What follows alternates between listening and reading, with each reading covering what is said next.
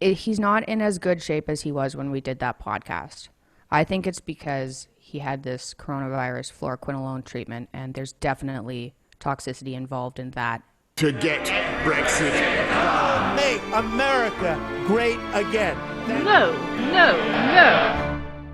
This is Stephen Edginton for The Sun, and today I'm interviewing Mikhaila Peterson. Mikhaila Peterson is Jordan Peterson's daughter, but she's so much more than that. She's an expert on diet, but we're also going to be talking about the woke movement, what's happened in 2020, and also how her dad is doing. Her dad has been in and out of hospital for the last year, and there's some pretty surprising insights you're going to get in this interview, so I hope you enjoy. Thank you so much for joining us, Mikhaila. Thanks for inviting me. So I have to ask about your dad first of all. Everyone's wondering, they must have seen the interview, and if they haven't seen the interview with you and your dad, I urge them to go and check it out on your YouTube channel. For people that don't know, Jordan Peterson obviously has been out of action for about a year. What's happened? He was put on benzodiazepines following an autoimmune reaction to food, which resulted in severe insomnia, and he took them as prescribed. And then my mom got cancer, the dose was raised, and he started having a paradoxical response to it, which means the benzodiazepines were doing the opposite of what they were supposed to do. So instead of being in like an anti-anxiety medication, he was getting something called akathisia, which is just a horrifying movement problem that can be caused by a number of psychiatric medications. So he's tried to go off of them, and a psychiatrist he went to told him just to stop taking them. So he stopped taking them and went into severe benzodiazepine withdrawal, which isn't something any of us were really aware of. Obviously we should have been, but it is not recommended. First of all, it's not recommended to take benzodiazepines long term. And second of all, if you have taken them long term, it is certainly not recommended to stop cold turkey. And that made him incredibly ill. So we've been in and out of hospitals for a year trying to get him treatment. He's off the benzodiazepines, and he had to do that in Russia. He had to do a detox because of this akathisia. So it's just been absolute hell. And getting off of them was brutal. The recovery's been awful. And then we ended up in Serbia because they have a specialist here, this anesthesiologist that's really helped us. And it was just like he got treated, he started sleeping again, and boom, dad was back. And then we released the podcast saying this is what's happened to our family. Please, nobody else make these mistakes. And then a month later, we all got coronavirus. So it's like you couldn't even write this. It's such a horror show. So we, in Serbia, they opened up the whole country. Like about 2 months ago when we got here the day the country was opened, and the president here said, there's no coronavirus, everyone go about your business. But it turned out, I guess, that part of that was because elections were coming up. So there was 3 weeks, stadiums were open, there was a soccer game with 40,000 people. Anyway, so 3 weeks into it, elections end, and they go, oh, there's coronavirus everywhere. We're shutting down the country again, and there were riots. And so we all went into quarantine, and my husband, my baby, and I actually went into the clinic my dad was in on recommendations from his doctor, saying just hunker down here for a few weeks until this is over. And so we all got tested when we went in. We were all negative. 10 days into quarantine, we all get symptoms. And it was like everybody in the hospital got it. And it was not that big a deal for my husband and I and my baby, but it ended up affecting both of my dad's lungs. So this is the second time he got pneumonia this year. He got it in the Russian hospital, now he got it in the Serbian hospital. And he was put on a whole bunch of, kind of preemptively, he was put on antivirals and things. And I'm not sure, to tell you the truth, if that was necessary, because his symptoms weren't that bad.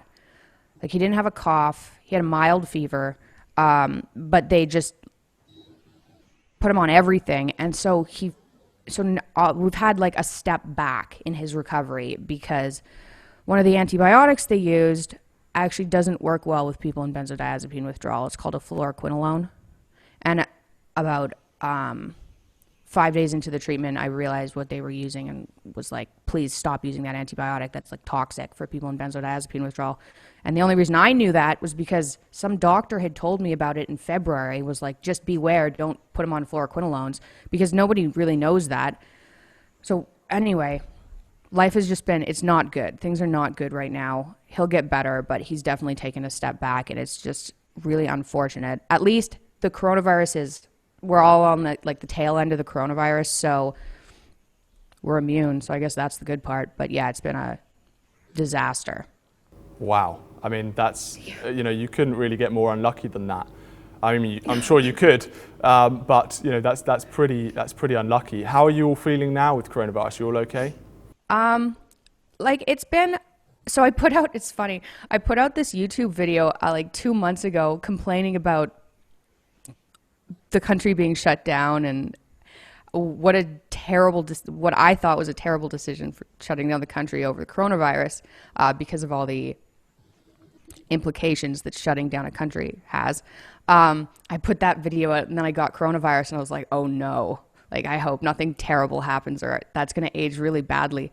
But it hasn't been that bad. I was really convinced it wasn't coronavirus for the first 14 days, because I've had pneumonia a number of times, so I feel like I'm kind of susceptible to pneumonia, and it never got into my lungs. It was like a flu, so I was nauseous. My face was kind of puffy. I was sore, and I had a very mild fever of 37.5, mild 3 times. It just kind of kept coming up, and my nose has been stuffy, but it's really just been a cold.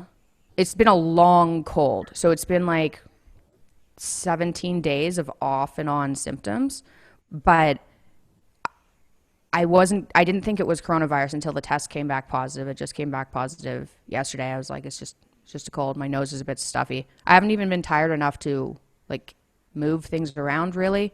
So it hasn't been that big a deal. So I have to ask also, so obviously coronavirus apart, and having pneumonia for your dad must be just an awful experience. Is his, maybe you don't know this because of the coronavirus, but is his recovery from the benzos still okay? I mean, you did a podcast, I don't know when it was, a few weeks ago, where it seemed that he was getting better. So in that specific kind of arena of the benzos, is that still on the right track? He's not in as good shape as he was when we did that podcast. I think it's because he had this coronavirus fluoroquinolone treatment, and there's definitely toxicity involved in that. Fluoroquinolone is a GABA antagonist, so it does exactly the opposite of what a benzodiazepine does. So if you're already in withdrawal that way, it can be harmful. So he's worse off than he was a month ago, but he's still, it's just a process. Hopefully in a few weeks, we'll be able to put out another podcast saying, hey, everything's okay again, but he's definitely having a rough time right now. Absolutely, and we all wish him well. Over the last year, you must have received, I don't know, I'm just guessing here, a lot of messages of, good wishes and things like that. Have you been overwhelmed with messages from fans and people who's read his book and things like that?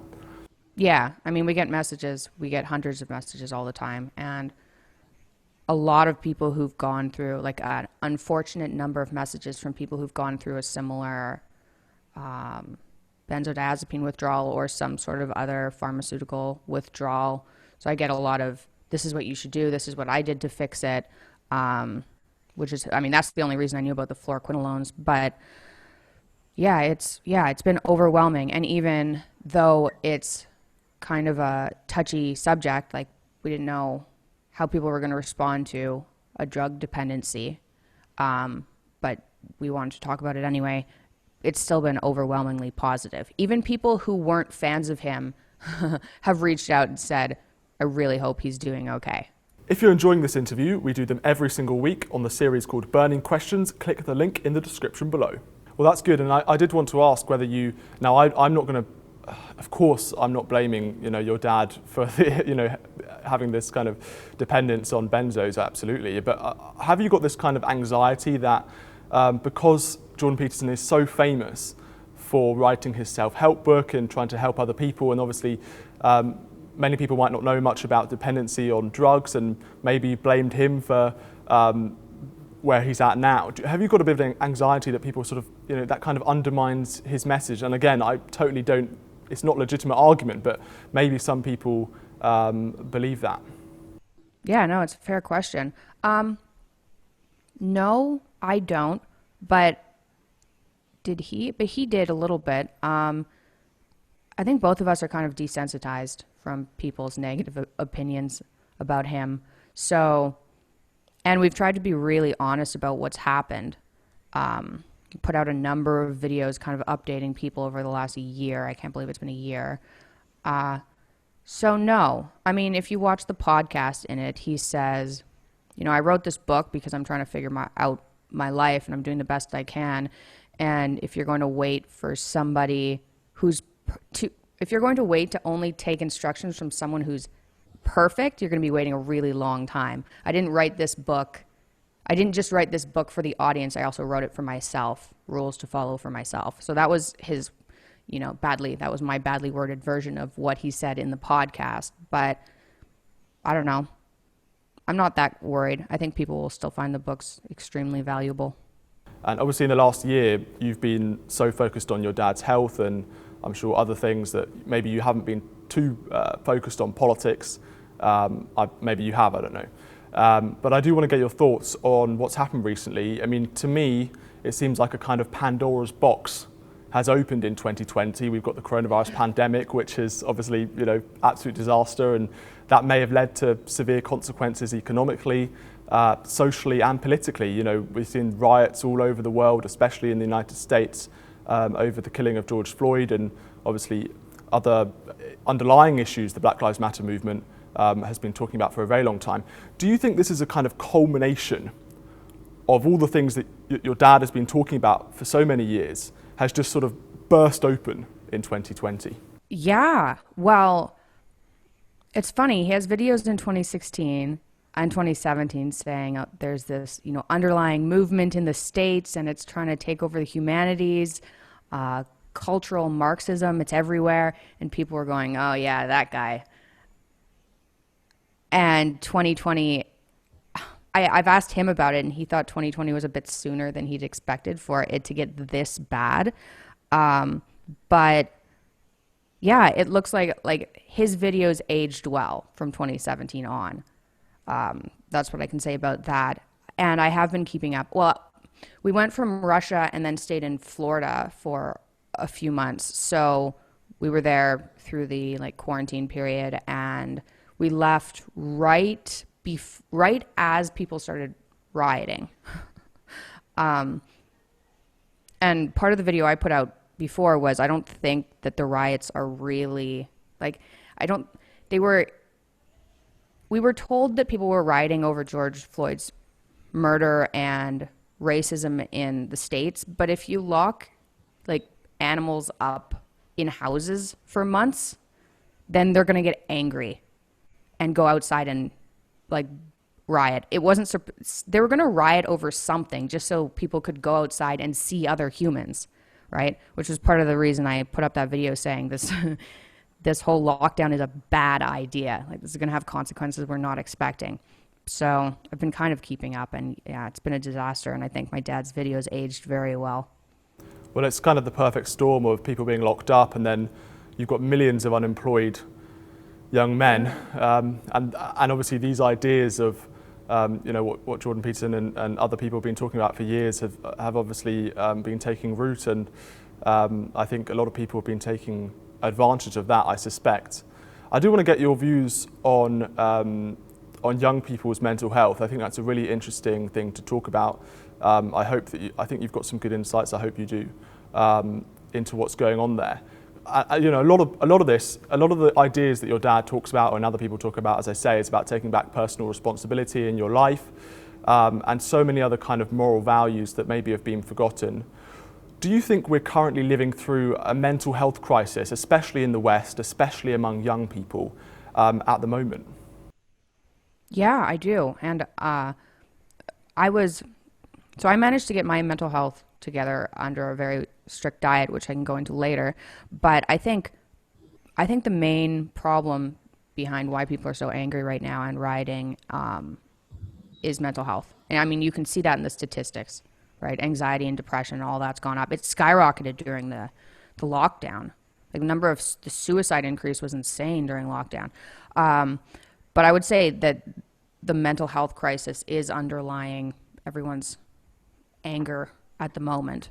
And I think that's caused by a number of things. I'm obviously really into dietary causes of depression. So I would say that's the main cause is, the processed foods we're eating, seed oils. That's one thing. And then people aren't exercising as much as they used to. Everyone sits down all the time. Social media is not good for people's mental health. I mean, Instagram in particular, you scroll through perfected photos that aren't real. So we have diet is a disaster, exercise is a disaster, social life is a disaster at the moment because of social media. I mean, that's enough to make anybody a little bit crazy, but Gen Z, I guess, I'm sure they're having a horrible time.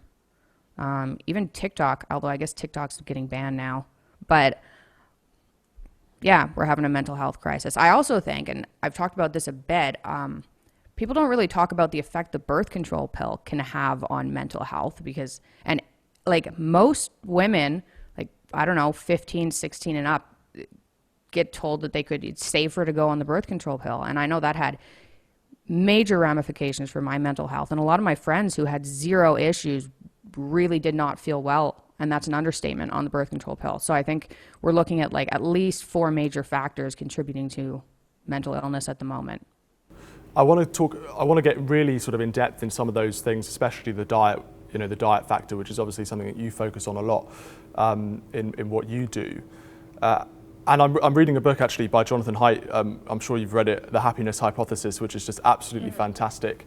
And it talks a lot about the subconscious brain versus the conscious brain and sort of how much impact the subconscious part of you has over the way that you live your life and your characteristics and behavior. And again, I want to talk about that later. But first of all, just to stick on kind of political ground, I'm keen to get your thoughts on this hypothesis. Many people say that the issues that I've already talked about, the Black Lives Matter protests, the rioting, the woke kind of university lecture, universities being taken over by a sort of radical leftists. The media has gone completely partisan. I think you could even say that from an objective point of view. The media has really, really sort of taken a side, especially in America.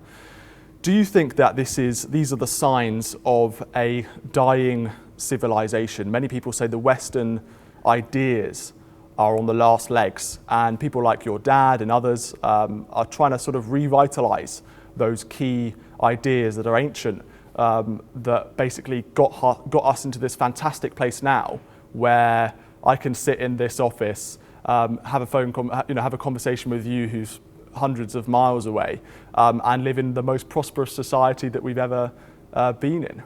That's a good question. So I've done a lot of traveling in the last 2 years,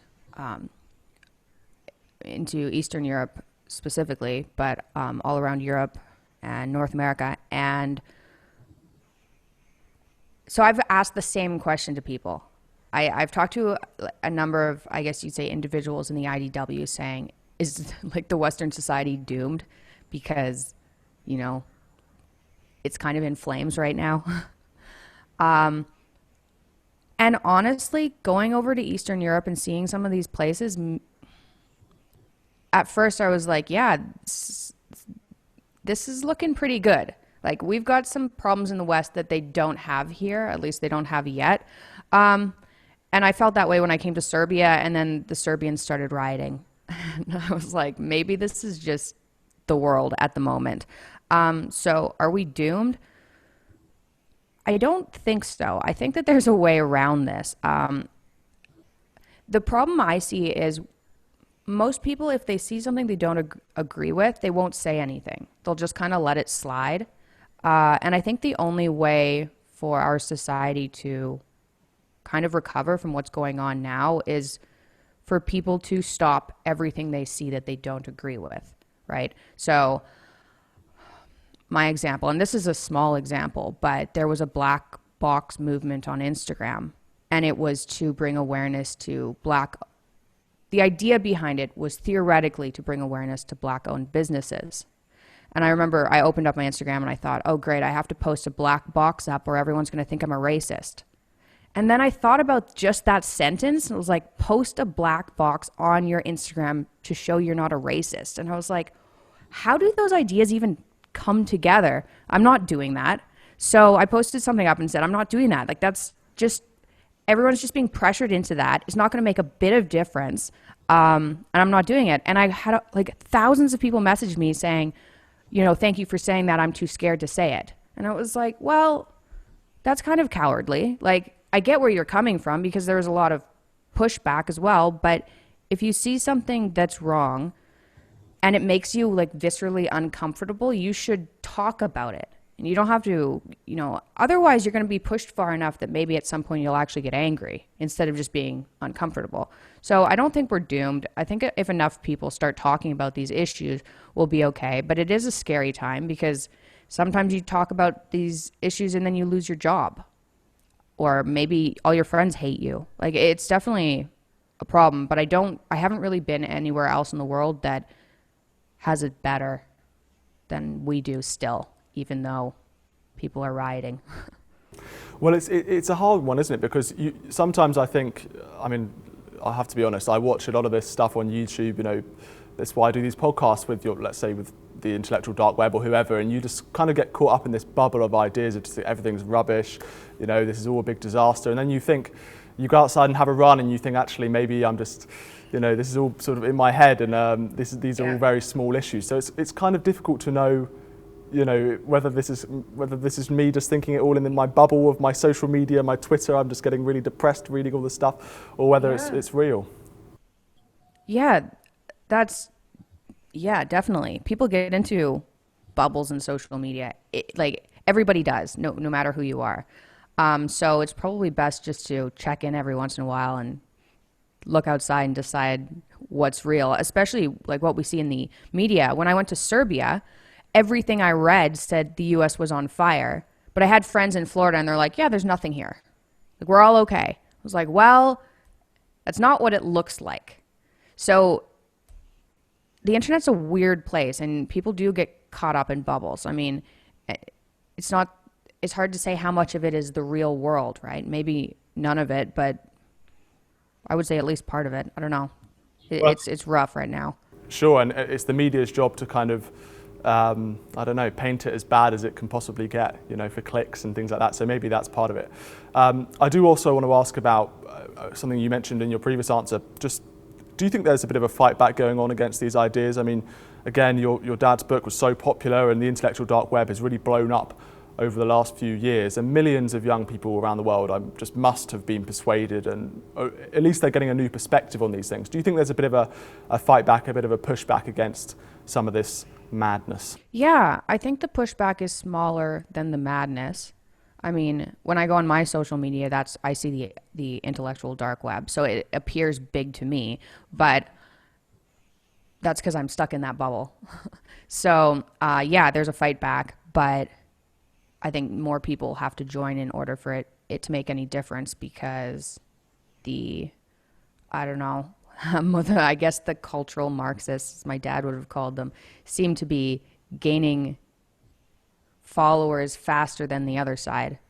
At least that's what the media tells you. So one of the issues that, you know, we've been talking about is the over-dependence on antidepressants and anti-anxiety drugs. Obviously, your dad was given benzos and he went off them, and that had a big impact on his life.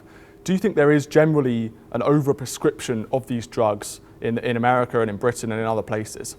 Yes, and people don't understand the risks associated with them.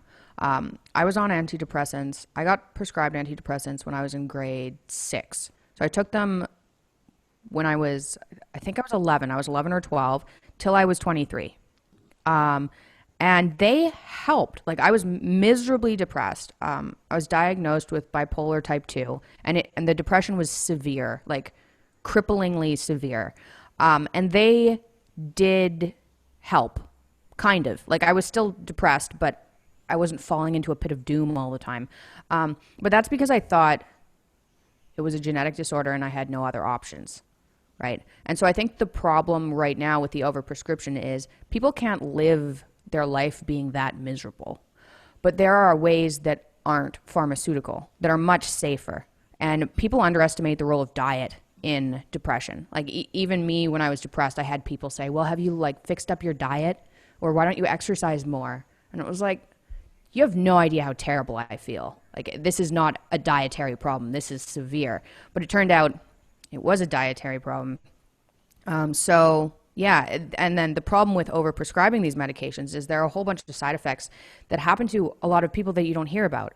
Like, even what happened to my dad with benzodiazepine withdrawal is if that happens to someone who doesn't have a family around them to support or doctors they can go to, like, you just don't hear about those people anymore. Right. So, yes, there's a problem with overprescription, and I do think it would be much more helpful if doctors pointed in other directions, like a healthy lifestyle. And people underestimate the role that that can have with mental health. Like, I went from bipolar type 2 on a number of serious medications to completely asymptomatic with fairly drastic dietary intervention. And now my depression is gone. So when you take antidepressants, that's the other thing. It doesn't get rid of your problem. It just kind of masks it. But it's a huge issue at the moment. And part of the scary part about talking about something like diet is you get blocked on social media. Like, it falls into the category of fake news somehow. So even there was this huge low-carb group on Facebook. It had like 250,000 members, and Facebook banned it. And these are people who've had serious diseases, and they've managed to put their disease in remission using dietary intervention, and Facebook's just like, nah, that's fake news. It's like, wow. So the world is a very weird place right now. There seems to be, I mean, to be honest, when I was doing research for this interview, I was looking at your social media accounts, and, you know, there was so much about diet, and there seems to be this whole other world of kind of diet, people who, you know, offer sort of various diet plans and miracle cures or whatever it is. And for me, I'm interested in diet, and you know, it's always been something that's, especially over the last couple of years, I've sort of tried to do my research, and I've known women who have been like, had really bad eating disorders and would tell me, I used to live with someone who had a really bad eating disorder and would just tell me, this is what you need to do with your diet, and it's all very confusing out there. To give people some context, can you just explain how you got onto this absolutely, in my mind, crazy diet of just eating, is it beef you just eat? How did you go from all of the kind of disorders that you had as a child to where you're just on this, you know, this, do you call it a lion diet? I call it the lion diet. I know that takes away, I don't know if that adds to its credibility, but anyway, so what happened to me, I started getting sick when I was 2. When I was 7, I was diagnosed with juvenile rheumatoid arthritis. When I was 12, I was diagnosed with bipolar type 2. When I was 17, I was put on a large number of medications. I was put on immune suppressants. I used to inject myself with immune suppressants twice a week for the arthritis. And when I was 17, I had my hip and ankle replaced from it. So I had the worst arthritis my rheumatologist, who had been in rheumatology for 20 years, had ever seen. So this was not, you know, my knee was sore. This is my body was breaking down my joints. And then it got worse, right? I had my hip and ankle replaced. And then at the same time, I developed chronic fatigue. I was diagnosed with idiopathic hypersomnia, and I was exhausted all the time. I was never not tired. I was sleeping 18 hours a day. And then I started developing rashes. And by the time I was 20, I started researching when I was 20. And by the time I was 23, I realized I might have celiac disease, which is an autoimmune disorder that attacks your gut if you eat gluten. So I thought, and if you have celiac disease, then you can have a number of other autoimmune disorders at the same time. So I cut out gluten, and it didn't make much of a difference. And September 2015, I went on an elimination diet, just kind of to rule out diet. And I went down to meat and certain root vegetables, like sweet potatoes, parsnips, green vegetables, and that was about it. And in a month, I went down like 2 pant sizes. I lost 5 pounds, and my skin started healing from these rashes, and my joints weren't as sore. And at that point, I stopped taking my immune suppressants because I wanted to monitor my flare-ups. And in the next 3 months, my depression lifted. And I never expected my depression to have anything to do with diet. So at this point, I was on a very, very limited diet. It was 17 foods. And right now, people call it kind of, there's a diet called an autoimmune paleo diet. And it turns out it was very similar to that. And I couldn't seem to reintroduce foods back in. Like every time I'd reintroduce something, and I started in kind of a silly way, but I had no idea what was healthy and what wasn't healthy, because you can read that anything is healthy or anything that isn't healthy. So I tried to reintroduce soy, and at that point I was off all my medications. And I was so ill after the soy reintroduction that I hallucinated.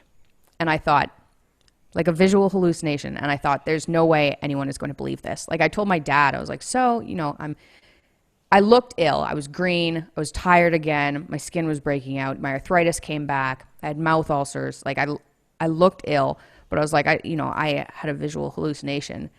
And even my dad was like, that doesn't like really happen to people. Even people with schizophrenia, it's normally auditory hallucinations. So I was like, okay, this is bad. Like I thought I was crazy before, and now I'm really crazy.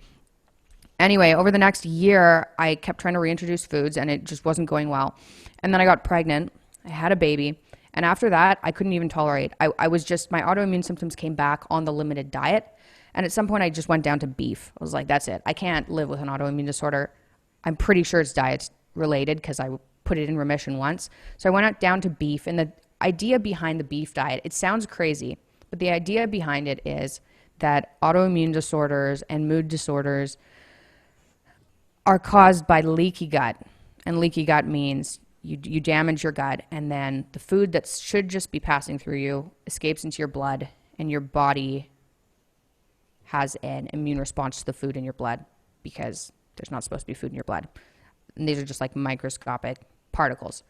And there is evidence that leaky gut contributes to mood disorders and autoimmune disorders. There wasn't as much evidence when I started the diet or in 2015, but if you look for it, it's there. So if you're on something that's like a meat-only diet, it's like the number one elimination diet, first of all, because it turns out you can thrive on only beef. And then you can reintroduce foods back in and identify what's bothering you. But the other thing an all-beef diet is it allows you to heal leaky gut. So theoretically, what you can do is heal leaky gut. Then you can focus on your microbiome. Most people take so many antibiotics that they've got issues because they kill off all the healthy bacteria in the gut. So you can repopulate your microbiome, and then theoretically you should be able to reintroduce foods back in and tolerate them better. And in the last month, I've managed to reintroduce foods back in. So I haven't put up a YouTube video about this on my site, but I'm now eating some like apple, pear, berries, fruit, and I'm not having an autoimmune response to it. And prior to the beef diet, I did.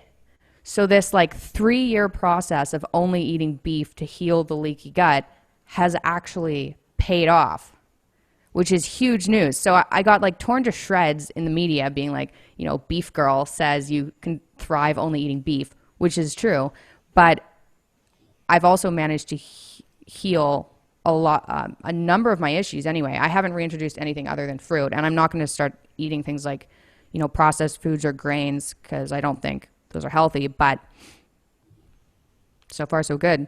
Wow, so beef girl is no longer beef girl. You're apple and pear and a beef girl. That's fantastic. I'm mostly beef girl. I'm 95% beef girl, but I'm definitely less sensitive. Like I was so sensitive to begin with. I couldn't take pills, so I couldn't take, if I had a cold or something, I couldn't take anything for the cold. I couldn't eat any spices without having this huge autoimmune response. And so that doesn't seem to be happening anymore. I've got hit with a couple of spices in restaurants and nothing happens. So I'm pretty happy about it. Well, that's really good news. And I want to talk very briefly about the last 3 weeks. Now, I haven't gone completely full beef, okay, right? I've tried my best to stick to some of the rules that you've put in place, okay? And I'll tell you what happened. So I've been intermittent fasting, which I've never done before. I know this is something else you talk about. And I've been eating steak every night. But I mean lamb, because I think it's just so much, this is me being sort of Sun salary, but it's so much cheaper eating lamb than it is eating beef. And I have Really? It isn't, well, at least it is when I go down to the shop. And I'm having like vegetables with it as well. And I'm sort of eating soup at lunch. And to be honest, I have had like 2 cheat days in 3 weeks. And on last Saturday, I had a pizza, and I ordered a pizza. I was like, I need pizza. I ate it, and I felt so depressed afterwards. I felt like my brain was just wanting to die, like so badly. And I was like, this is really weird. I don't usually have, well, I mean, sometimes let's say I do if I've eaten too much crap food, but I think eating the processed pizza, I think had a big impact on me. I don't know if this is common or whatever. I had to go for a run just to get rid of it because it was so like really, really screwed with my head. But I've lost 5 kilograms in 3 weeks, which I think is okay. I have to say as well, I've been doing have been changing I used to just do cardio, I'm doing weights as well now, so that's kind of helping. So I've tried your diet, and I feel a lot better, I think. I think it's, I don't know whether it's the fasting, or the only problem I've had is I haven't been able to sleep very well. I don't know if that's common as well.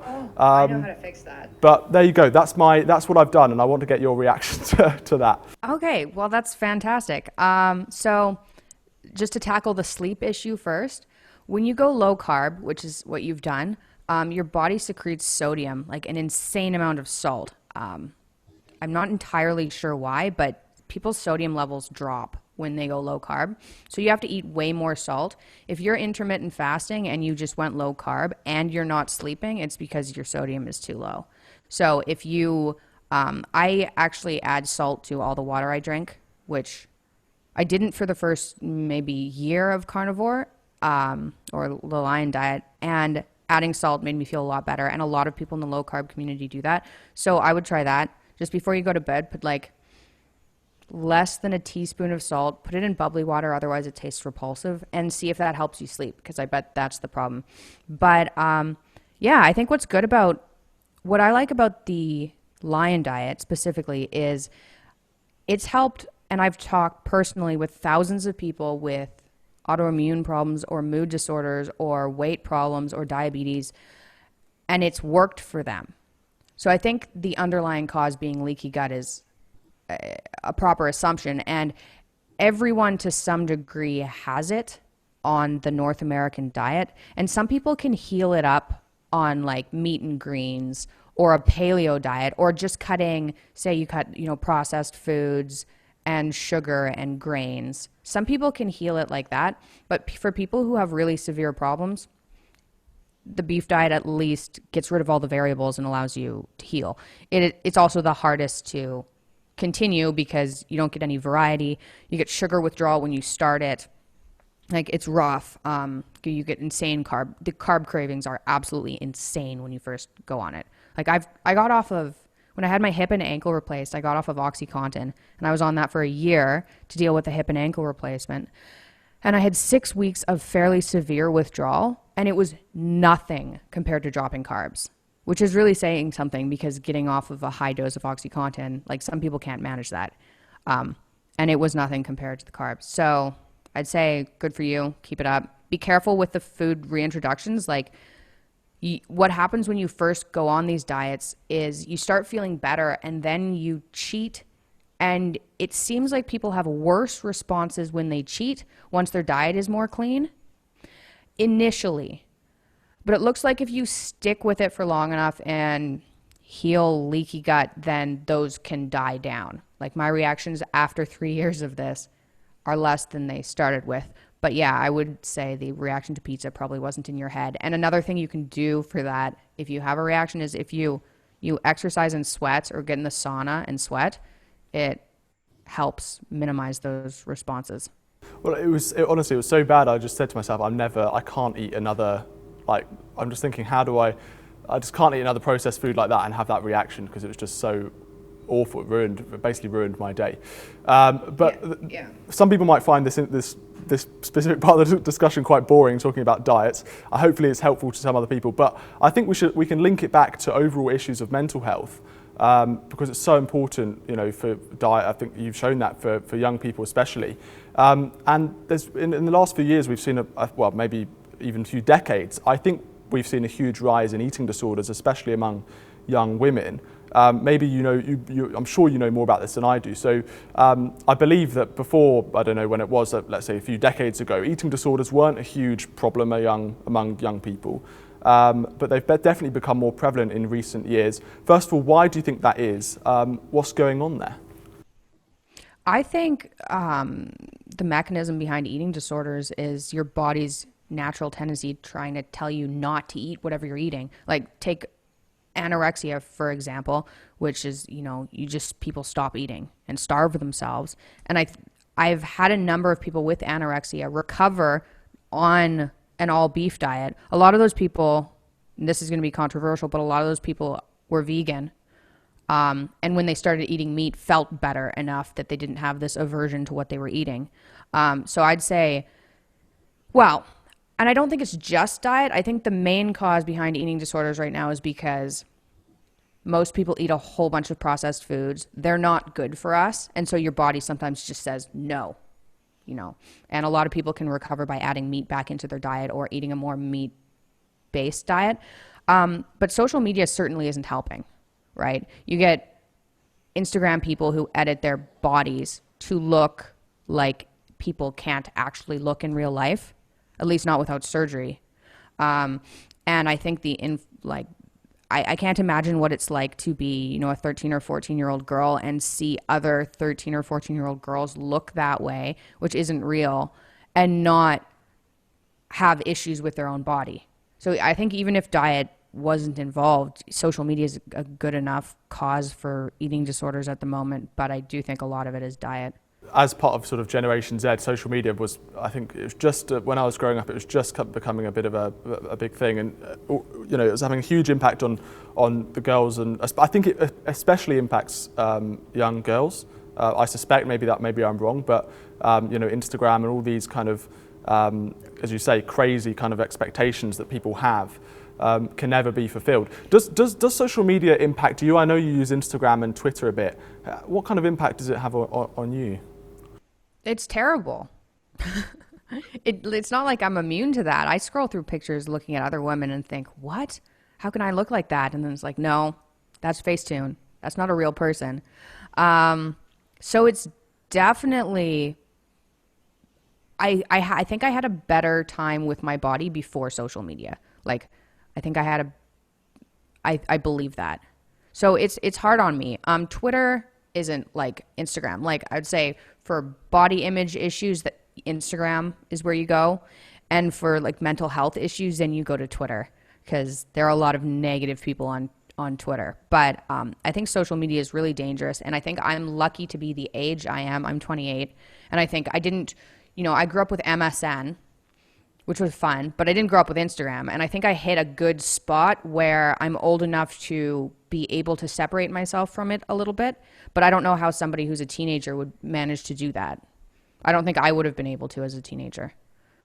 Yeah, it's a really big problem, I think, at the moment. And another issue that I think you speak about a lot is, or with your diet problem specifically, is the idea that I mentioned earlier about the conscious kind of brain versus the subconscious part of you. And there's a huge amount of stuff behavior that we might have, whether that's depression or anxiety or a whole host of problems in our lives, that actually our conscious brain doesn't have control over. And obviously diet is one of those things where you've got that gut brain with so many neurons which then sends messages up to your brain reacting to the different kind of foods that you're eating. But not only that, there's other issues.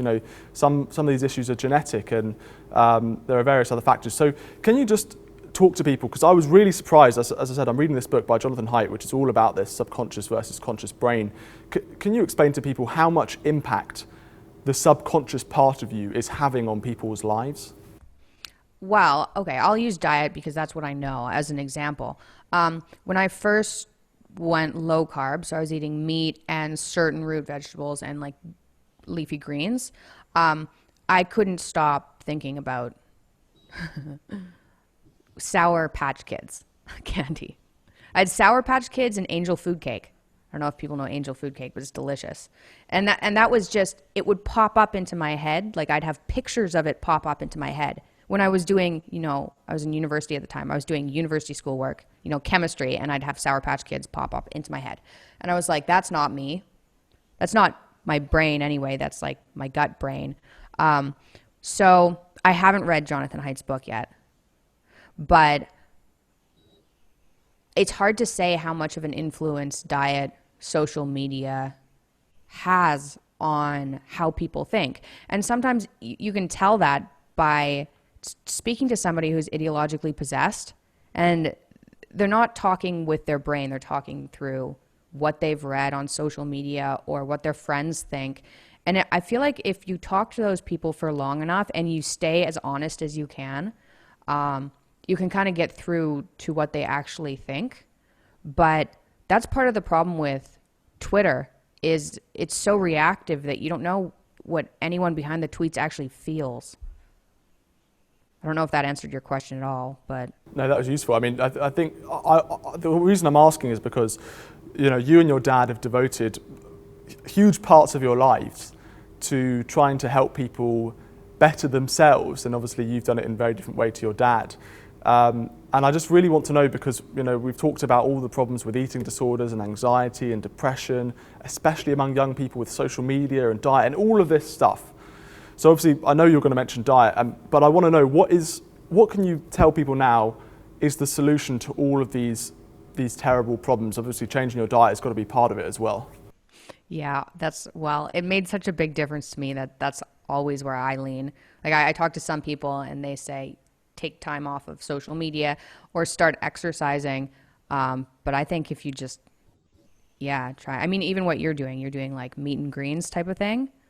That's a big change for most people, and that will affect your life in ways that you can't imagine. Like some people are walking around in a cloud of brain fog that they've always had that they don't realize is there. And they go, yeah, I'm healthy, right? But it's nice to cut those foods out just to see what your life could be like, because you need the comparison. And most people don't have any comparison to what their life could actually be like. So yeah, the reason I focus so much of my time on diet isn't because I was initially interested in diet.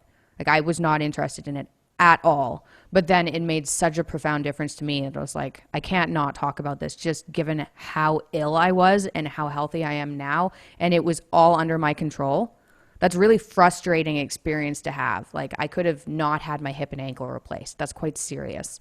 So that's why I focus on diet. And then Dad tells people to basically tell the truth.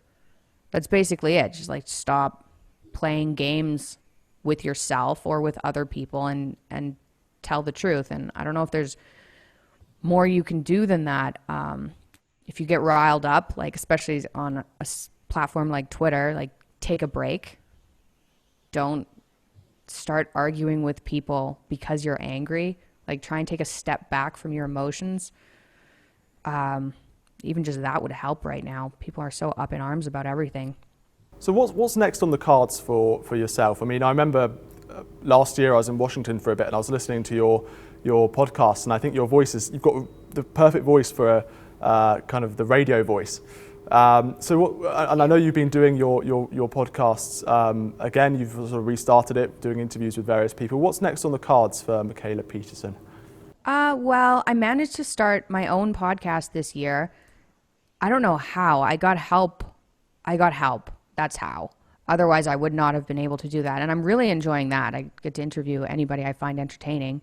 So it's not just focused on diet. It's on anyone I'm interested in at the moment. So hopefully that'll continue to grow. I'm really enjoying it. And then I've been writing a book about my experience with autoimmune disorder since I had my hip and ankle replaced. So it's been a long time coming, but I do plan on putting out a book or two in the next year. And I think I'd like to stick to, writing my podcast. Hopefully I can get back to doing blog posts. But I'm mainly writing and doing my podcast. And can I ask what kind of, obviously you've been in the public eye quite a bit because of your diet and because of your dad.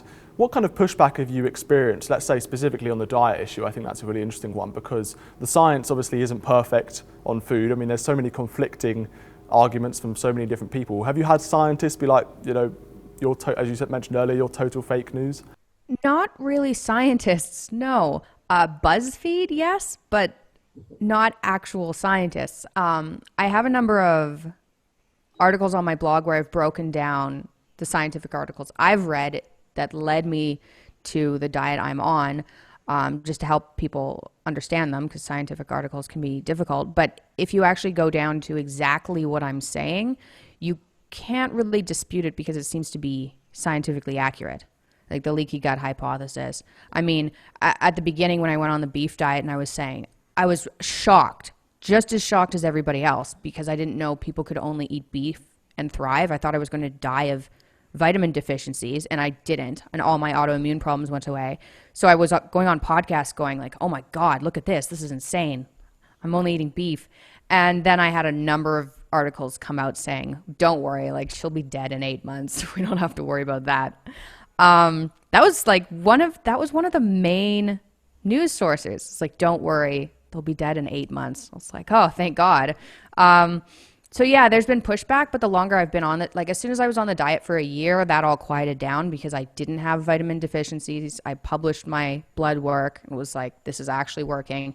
And I think now that I've managed to successfully reintroduce things, there'll be less of a pushback. Most of the pushback I get are comments online, generally coming from vegans being like, don't you know that this ruins your health and the environment and it's cruel? And I've put up podcasts talking with experts in the area about the science behind, you know, beef and climate change, or, you know, saturated fats or salt consumption. So I don't get that much kickback. I think there's a huge section of Reddit that absolutely despises me, but I think that's about it.